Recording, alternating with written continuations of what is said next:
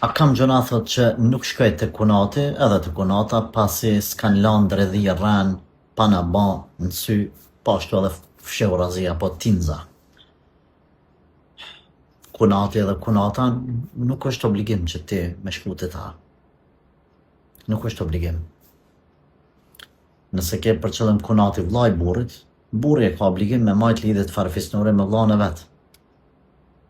Kunata nëse ke për qëllim gruaja e vllait burrit ose motra burrit, cila do s'ka lidhje, ti personalisht si nuse nuk i ke obligim me majt lidhje farefisnore me ta. Me ta ka obligim me vllain e vet, me motrën e vet, burri me majt lidhje farefisnore. Kur themi lidhje farefisnore, nuk nënkupton që sabah akşam me shku te njëri tjetri. Sabah akşam me pi kafe me hongër buke dreka darka bashk. Nuk nënkupton.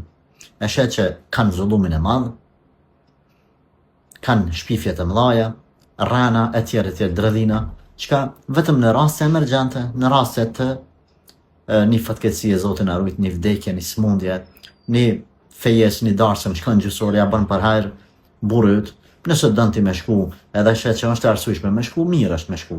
Ama na po e keq kuptojmë mbajtjen e lidhjeve farefisnore. Me dikon nuk ja vlen me majt lidhjet farefisnore, domethënë me zgat shumë llafe. Se mos keq kuptohemi, na duhet me majt lidhje farefisnore.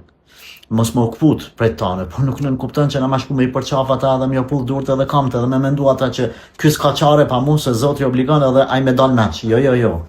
Jo, që është ti ma ban, unë di me ta bo 2 fish. Unë di me ta bo 3 fish, po unë s'pëdu me ta ba. Prandaj që ka baj, largohem prej ti, heq. Kjo është të më thonë, kur ti ndodhë një rast shkoje, baj për hajrë, një rast deke, i ringat, bëmë se be, dhe më thonë, me uvaros, i vdekur i ti, me e kryt pamën, i ma qëndrimet e mija. Prapi ma qëndrimet e mija. Prandaj ti nuk ke obligim në pyetjen tane, që t'jesh pa tjetër, të rish me ta, e tjerë.